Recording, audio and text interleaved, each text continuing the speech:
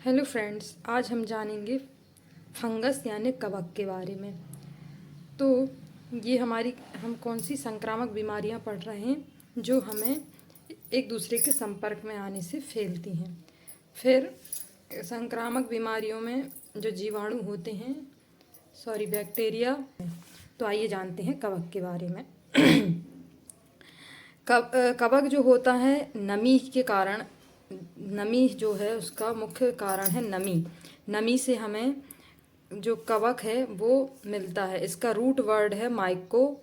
और study of fungus, कवक का अध्ययन किसने किया है, मतलब कवक का अध्ययन को क्या कहते हैं, माइकोलॉजी। कवक के अध्ययन को क्या कहते हैं, स्टडी ऑफ फंगस, माइकोलॉजी। उदाहरण खमीर, मशरूम, ये सब क्या है, कवक के उदाहरण हैं। खमीर तो आप जानते होंगे।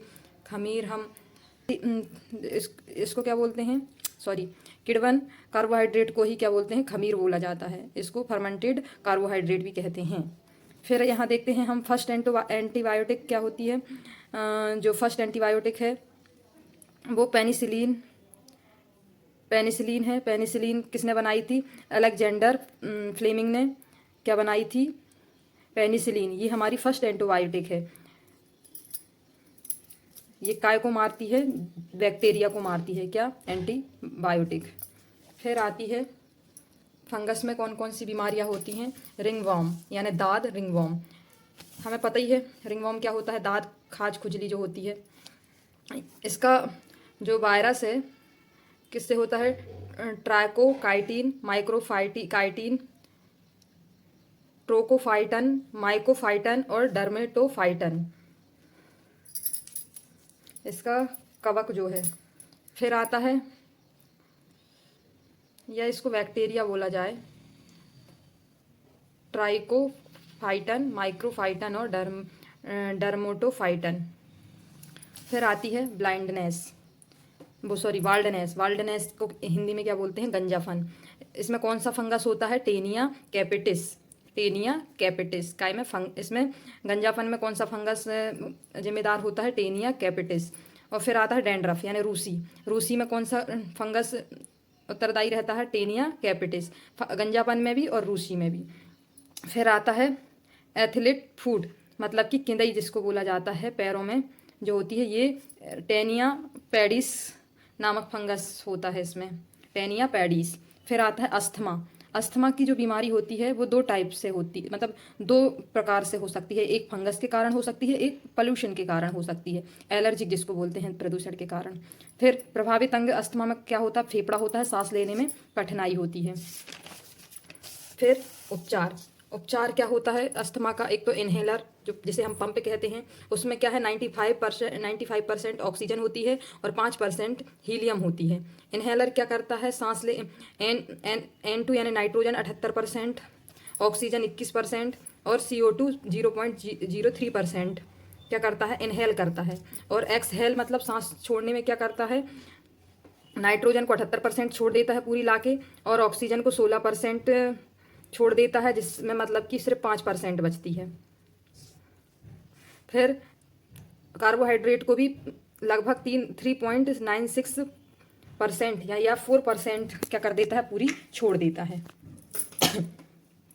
ये होती है इनहेल और एक्सहेल प्रक्रिया। फिर यहाँ तक हमारे कवक कंप्लीट हो गए हैं। अब हम जानेंगे प्रोटोजोआ के बारे में। प्रोटोजोआ क्या होते हैं, ये प्रोटोजोआ का मतलब होता है प्रो यानी फर्स्ट, जो प्रोटोजोआ मतलब जंतु, एनिमल। क्या होते हैं, ये शुद्ध सजीव होते हैं, एक कोष की होते हैं और परजीवी होते हैं। परजीवी मतलब दूसरों पर आश्रित होते हैं, ठीक है। प्रोटोजोआ जैसे कि मलेरिया की बीमारी जो होती है, क्या होता है, इसमें प्रोटोजोआ पाया जाता है जिसे प्लाज्मोडियम फैल्सीपेरम कहते हैं। और वाहक क्या होता है, ये किसकी सहायता से फैलता है, मादा एनीफिलीज मच्छर की सहायता से ये फैलता है। ये जो मादा एनीफिलीज मच्छर होता है, मादा एनीफिलीज मच्छर जो होता है गंदे, इसकी जो मादा एनीफिलीज मच्छर की कारण ही जो है मलेरिया हमारी बॉडी तक पहुंचता है। फिर प्रभावित अंग पीला यानी स्पीन, यकृत, ये दोनों क्या होते हैं, मलेरिया में प्रभावित होते हैं। दवाई कौन सी है, कुनैन। कुनैन क्या होता है, सिनकोना वृक्ष की छाल से कुनैन की दवाई बनाई जाती है। कुनैन जो है मलेरिया के लिए कारगर होती है। स्पीन जो होता है, जो पीला होता है, उसमें 450 ml जो है ब्लड स्टोर होता है, ठीक है, पीला में। फिर आती है स्लीपिंग सिकनेस। स्लीपिंग सिकनेस क्या होती है, नींद की बीमारी जिसको कहते हैं। ये प्रोटोजोआ कौन सा रहता है इसमें, ट्राइपनसोमा। ट्राइपनसोमा होता है और वाहक होती है सीसी मक्खी। सीसी मक्खी की मदद से ये जो है बीमारी होती है और इसका प्रोटोजोआ होता है ट्राइपनसोमा। प्रभावित अंग, तंत्रिका तंत्र प्रभावित होता है। फिर आता है ब्लैक फीवर, या जिसे काला अजर या डमडम फीवर या काला ज्वर भी कहते हैं। प्रोटोजोआ का नाम है लेक्समेनिया डोनोवाइन और फैलता है बालू मक्खी से और प्रभावित अंग है अमाशय। लक्षण होता है तेज बुखार, सैंड फ्लू भी बोलते हैं बालू मक्खी को। फिर आता है हाथी पाँव। हाथी पाँव यानी एलिफेंटिस्ट या फिलेरिया। कवक क्या होता है, बुचेरिया ब्रेन क्राफ्टी। कारक क्या है इसका, बुचेरिया ब्रेन क्राफ्टी। सोल या मिट्टी से होता है ये, है ना, सोल जिसको मिट्टी कहते हैं उससे होता है ये। फैलाने का माध्यम है मादा क्यूलेक्स। फैलाने का माध्यम कौन है इसका, मादा क्यूलेक्स, ठीक है। मादा क्यूलेक्स के माध्यम से ये मच्छर फैलता है। असंक्रामक रोग के बारे में जानते हैं। असंक्रामक रोग क्या होते हैं, एक व्यक्ति से दूसरे व्यक्ति तक नहीं फैलते, जैसे स्मोनिया, smoking, drunk, UV rays, plastic, ये कोशिका का मरना बंद कर देते हैं, है ना। फिर ट्यूमर जो हो गया, ट्यूमर भी है जो असंक्रामक रोग है। ट्यूमर दो टाइप से होता है, वेनिंग और मैलिग्नेंट। वेनिंग क्या होता है, अचल होता है, और मैलिग्नेंट यानी चल होता है। अचल का मतलब होता है जो जैसे कोई गांठ है तो वो सिर्फ उतनी ही बड़ी, उतने ही साइज की रहेगी, वो ना बड़ी होगी ना छोटी होगी। और चल का मतलब, मैलिग्नेंट का मतलब होता है चल, मतलब कोई अगर गांठ हो गई हमें तो वो बढ़ते जाती बढ़ते जाती बढ़ते जाती बढ़ते जाती है, ठीक है, जब तक कि उसका कोई ट्रीटमेंट ना कराया जाए या सर्जरी ना हो। तो मतलब कि जो मैलिग्नेंट होती है वो सर्जरी से ही ठीक होती है। मैलिग्नेंट को क्या, कैंसर, कैंसर भी बोल सकते हैं। कोशिका का अनियमित और अनियंत्रित विकास को ही क्या कहते हैं, कैंसर कहते हैं। टेस्ट होता है, बायोप्सी, सर्जरी होती है, फिर थेरेपी होती है इसमें, कीमो और रेडियोथेरेपी, कीमो और रेडियोथेरेपी, कोबाल्ट 60 गामा किरणें, फिर रेडियो एक्टिव एलिमेंट, रेडियोधर्मिता तत्व होता है क्या, कोबाल्ट 60। फिर हार्ट फेल, हार्ट अटैक होता है और एक कार्डियो अरेस्ट होता है, हृदय स्पंदन और हार्ट अटैक यानी परिसंचरण समस्या, इसमें वो बाईपास सर्जरी की जाती है जिसमें। फिर आती हैं अनुवांशिक बीमारियां, जो एक पीढ़ी से दूसरी पीढ़ी में फैलती हैं, उन्हें क्या बोला जाता है, अनुवांशिक या जेनेटिक डिसीज। अब आपको पता है हमारे शरीर में गुणसूत्र कितने हैं, 46 हैं, मतलब 23 जोड़ों में पाए जाते हैं, और 46 गुणसूत्र हैं जिसे क्रोमोसोम कहते हैं। फिर ये दो टाइप के होते हैं, एक डीएनए और दूसरा हिस्टिटोन प्रोटीन। डीएनए का फुल फॉर्म है डीऑक्सीराइबोज न्यूक्लिक एसिड। गुणसूत्र की सबसे छोटी इकाई जीन होती है। क्रोमोसोम, डीएनए, हिस्टोन और जीन। क्रोमोसोम, डीएनए, हिस्टोन और जीन। तो क्रोमोसोम की सबसे छोटी इकाई क्या होती है, जीन होती है। फिर यहाँ जानते हैं क्रोमोसोम 23 जोड़ी में होते हैं, एक समगुणसूत्री और विषम गुणसूत्री, ठीक है। समगुणसूत्री का मतलब है 22 जोड़े एम और मेल और फीमेल समान होते हैं। 22 जोड़े जो होते हैं मेल के और फीमेल के समान होते हैं। समगुणसूत्री का मतलब होता है 23 जोड़े होते हैं, जिसमें से 22 जोड़े मेल और फीमेल दोनों के कैसे होते हैं, समान होते हैं, मतलब XX होते हैं। और विषम सूत्री का मतलब होता है 23वां जोड़ा लिंग निर्धारण करता है, जिसमें मेल में XY होता है और फीमेल में XX होता है, ठीक है। फिर आती है बारी डायबिटीज की। डायबिटीज क्या होती है, ये भी जेनेटिक बीमारी है, मधुमेह या शुगर। इसमें जो होता है X इन्फेक्टेड होता है, मेल में होते हैं XY और फीमेल में होते हैं XX।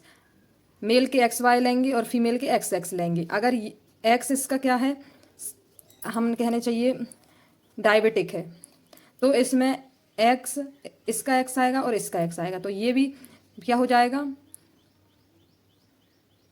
ये कौन है, फीमेल है, और ये कौन है, फीमेल है। तो ये क्या हो जाएंगी, वाहक हो जाएंगी, और यहाँ मेल जो है 100% सेफ हो जाएंगी। मतलब ये डायबिटिक ज़्यादातर महिलाओं को होती है, डायबिटीज। ठीक है। एक्स एक्स का मतलब है सामान्य, एक्स डॉट एक्स का मतलब है वाहक, और इसका मतलब है डबल डॉट एक्स का मतलब है रोगी।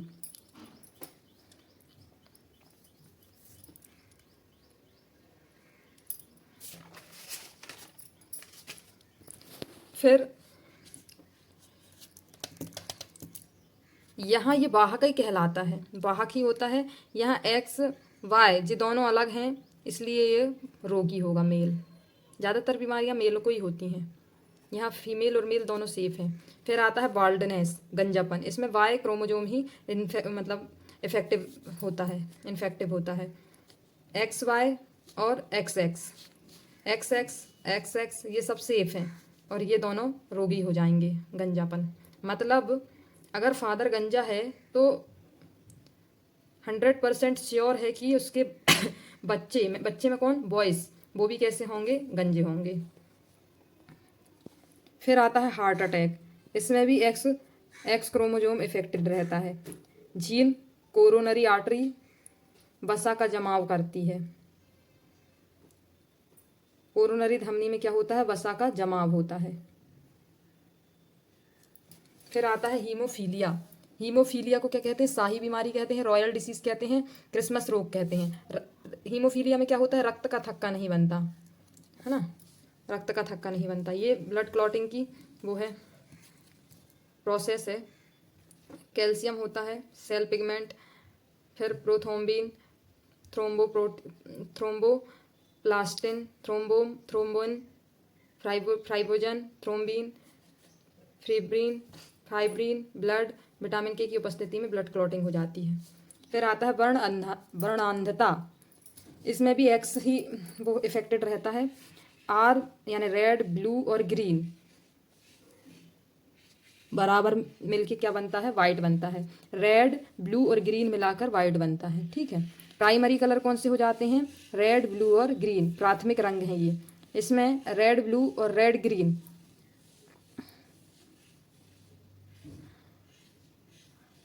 Colour blindness yellow, black. फिर आता है एल्बिनीज। एल्बिनीज में क्या होता है, मेलानिन होता है। इसमें कलर क्या है, स्किन, आई और हेयर। मेलानिन ज़्यादा होगा तो डार्क कलर होगा, और मेलानिन कम होगा तो फेयर कलर होगा। फिर आता है थैलेसेमिया। थैलेसीमिया क्या होता है, आयरन का अवशोषण कम हो जाता है थैलेसीमिया में, तो हीमोग्लोबिन कम हो जाएगा, जिससे अरक्तता, अल्प रक्तता या एनीमिया हो सकता है। फिर आती है sickle cell anaemia, sickle cell anaemia.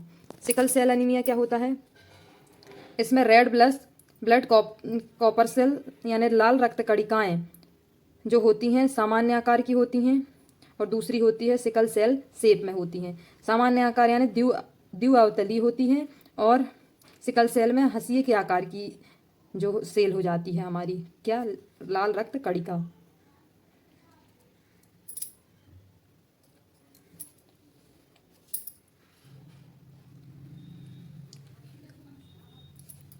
ठीक है। फिर यहाँ देखते हैं 45, 46 और 47। हमें पता है 46 गुणसूत्र होते हैं।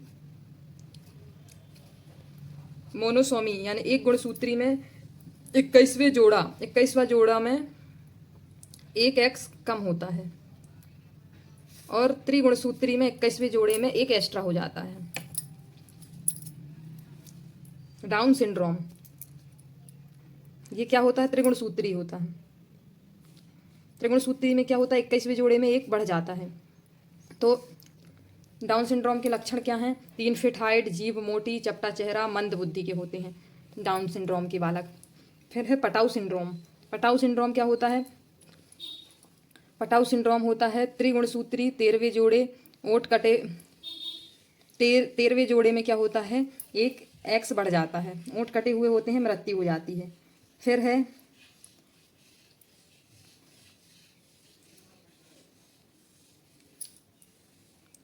क्राइड डू चैट सिंड्रोम, ये एक गुणसूत्री होता है। 5वें जोड़े में एक घट जाता है, बॉडी कैट की तरह रोता है, बेबी कैट की तरह रोता है। फिर आते हैं लिंग संलग्न रोग। लिंग संलग्न रोग क्या होता है? इसमें एक सूत्री यानी कि 23वें जोड़े में एक एक्स कम रहता है और त्रिगुण सूत्री में 23वें जोड़े में एक एक्स जुड़ जाता है। नॉर्मल क्या होंगे? मेल और फीमेल में 46 हुए, 23 में मेल में क्या 23 हुए, इसमें भी 23, और फीमेल में ये कितने हो जाएंगे? 25 हो जाएंगे, और इसमें 23, ये टोटल 46 हो जाएंगे। ये टोटल 46 नहीं, ये भी 23 होते हैं। नॉर्मल में ये 23 रहेंगे सब। और अब नॉर्मल में क्या होगा? ये 46 है, ये भी 46 है, इसमें एक एक्स कितना कम हो जाएगा, और इसमें एक एक्स, फीमेल में भी एक एक्स कम होगा क्या?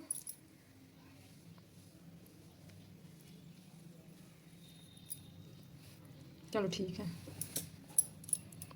फिर है क्लिनफेटर सिंड्रोम। इसमें 23वें जोड़े में त्रिगुण सूत्री होता है। 23वां जोड़ा क्या होता है? त्रिगुण सूत्री होता है, एक एक्स इसमें बढ़ जाता है। तो क्या होता है? ट्रांसजेंडर यानी किन्नर होते हैं, बांझपन होता है, और सुपर वुमेन होती हैं, ये लैंगिक अंग विकसित नहीं होते इनके। किटर-फेल्टन सिंड्रोम। फिर आता है टर्नल सिंड्रोम। इसमें क्या होता है? 23वें जोड़े में एक गुणसूत्री होता है, मतलब 23वां जोड़ा जो होता है एक एक एक्स गायब होता है। यह फीमेल को होता है। गर्दन में पीछे मोटा त्वचा, पीछे की त्वचा ढीली होती है, सीखने की क्षमता कम होती है टर्नल सिंड्रोम में। फिर आता है फ्रेंगल सिंड्रोम। इसमें क्या होता है?